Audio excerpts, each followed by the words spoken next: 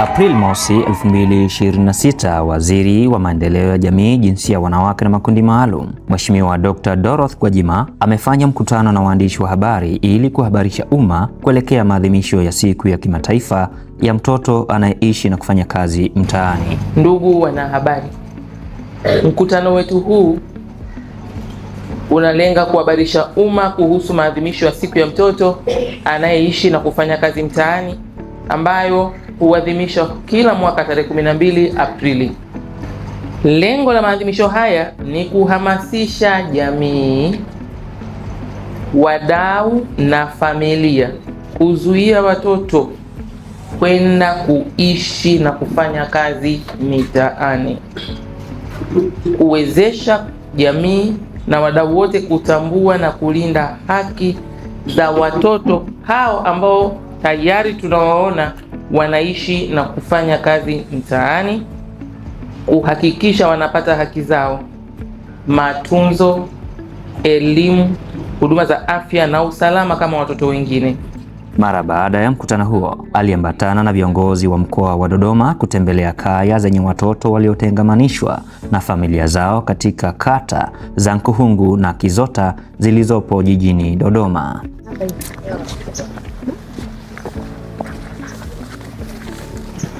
Katika ziara hiyo, alipata fursa ya kuzungumza na wazazi pamoja na watoto hao ili kujionea hali halisi ya maendeleo yao baada ya kurejeshwa katika familia zao. Wewe uko form 4 sasa.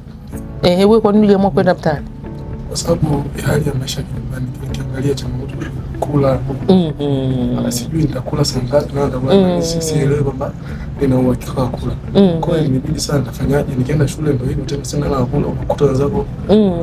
Kwa hiyo sasa ngoja nijitafutie tu. Na maana wewe ana akili yake njema tu.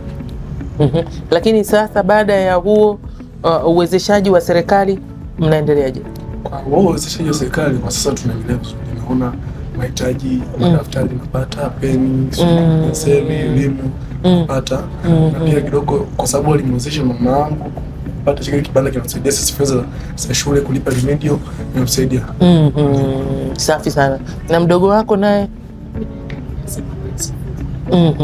Mimi yani ndio mtaani bila kupata machumi kwa kingine anakosa hela za kuingia shule za kufanyia mitihani. Mwingine alikuwa anakosa hata chakula, naanza hata usiku. Sijui asubuhi kama tamka mzima au tamka ndio hivyo.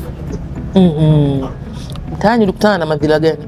Mtaani nilikutana tu barabara lakini nijaribu kuvipa. Unaona? Kwa anajitambua. Ngeni makofi.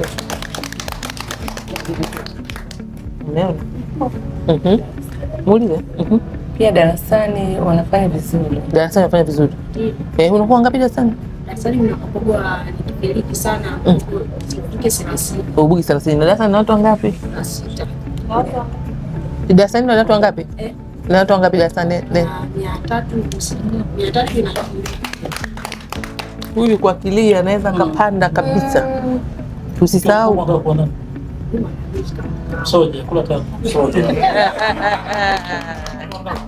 Katika hatua nyingine, Waziri Dr. Gwajima alilishukuru shirika la SOS Children's Village Tanzania kwa kuunga mkono juhudi za serikali katika kukabiliana na changamoto ya watoto wanaoishi na kufanya kazi mtaani. Kwa mimi niwashukuru sana, na kupitia ziara hii hapa ambapo tumekuja kwenye familia iliyokutwa na madhila ya watoto kutoka kwenye familia kwenda kuishi na kufanya kazi mtaani kwa sababu hali ilikuwa duni.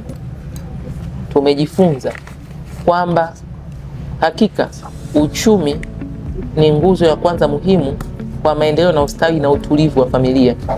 Lakini tumejifunza pamoja na fursa kuwepo za uwezeshaji kiuchumi nchini tunazozisema, bado walengwa wengi hawaamui kuzitumia hizo fursa kwa sababu wanakuwa wameshaingia kwenye msongo wa mawazo na kukosa kujiamini kwamba wao ni walengwa. Hawa wanahitaji kuibuliwa, kufikiwa na kupata msaada wa kisaikolojia na kupewa imani kwamba wao ndo haswa walengwa wasijifiche, wasiogope, wajiamini. Huyu mama asingeweza kupata huo uwezeshwaji ila kupitia programu ya maafisa ustawi wa jamii ya kufanya ziara mbalimbali za ufuatiliaji wa watoto wanaoishi na kufanya kazi mitaani. Bahati nzuri watoto hawa wakakutwa, wakaeleza ukweli. Tunaona kundi la watoto ambao waliingia mtaani, wanasema waliona madhara mengi, lakini hawakujihusisha, waliyakwepa. Yumkini hapa watoto hawa walijengwa walau kwenye msingi wa imani ya Mungu na tumaini, jambo ambalo ni muhimu sana kwa viongozi wa dini kuwekeza kwa watoto wetu kama sehemu ya malezi na makuzi. Hivyo basi watoto walipotoa ule ushuhuda, maafisa wakafika nyumbani, wakamwona huyu mama alikuwa anahangaika, lakini juhudi zake zilikuwa ndogo, hamna uwezeshaji na yeye hajiamini tena. Wakamtembelea kwenye eneo lake. Shirika lisilo la kiserikali linaitwa SOS likampokea, likamuandaa, likampa mkopo. Sasa anaendelea vizuri kwenye biashara yake, na hizi ndio fursa za sekta binafsi katika kuipa ushirikiano serikali iweze kutimiza malengo yake, jambo ambalo Rais wa Jamhuri ya Muungano wa Tanzania amelikuwa akilihimiza sana. Pongezi ziende kwa shirika la SOS ambalo baada ya kukutana na huyu mama liliguswa na hiyo historia, lakini likaguswa na bidii anayoifanya, wakaamua kumpa mtaji. Wakampa mtaji ambao ulimwezesha kuboresha huduma zake za biashara aliyokuwa anaifanya.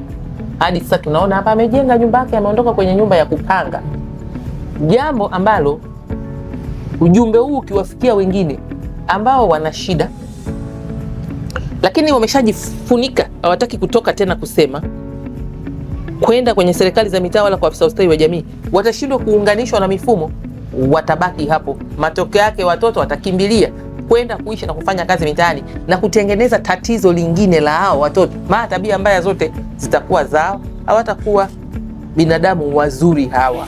Naye mkuu wa wilaya ya Dodoma mjini, Mheshimiwa Jabir Shekimweri, alimshukuru Dr. Gwajima kwa ziara hiyo na juhudi zake katika kusimamia ustawi wa watoto. Nikupongeze kwa tamko lilotoa la serikali kuelekea maadhimisho tarehe 12.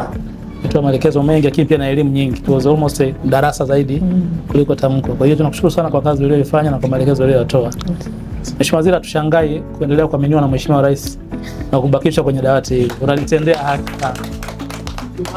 Unalitendea haki sana. Kwa hiyo tunakushukuru. Leo umeweka jambo la kihistoria, umeweka alama kubwa sana katika mioyo ya huyu mama pamoja na hawa watoto. Asante sana. Mheshimiwa Waziri, wakati mwingine haya makundi maalumu yanaweza kuwa kwenye changamoto yakawa hatarishi katika ukuaji wao.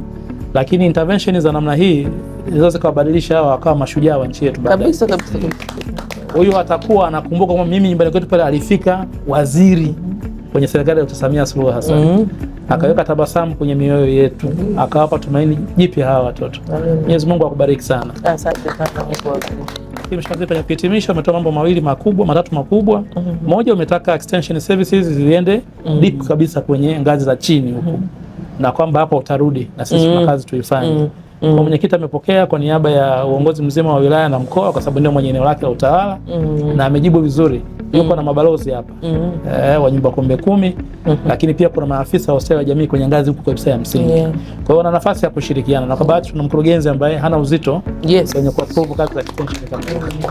Hata pale matching alitoa usaidizi na posho za kufuatilia na nini, mpaka wameweza kubaini hii familia hii kaya iko wapi exactly na wanaishi katika ugumu gani.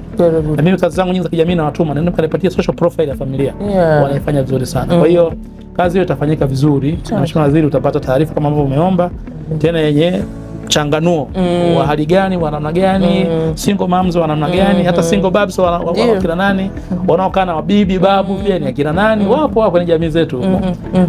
Tukiwafikia pia hawa itasaidia sana. Lakini la pili, umetupa rai sisi kama wakuu wa wilaya, kwa niaba ya wenzangu tumepokea. Sisi ni wenye viti wa mabaraza hayo ya asasi zisizo za kiraia na zisizo za serikali.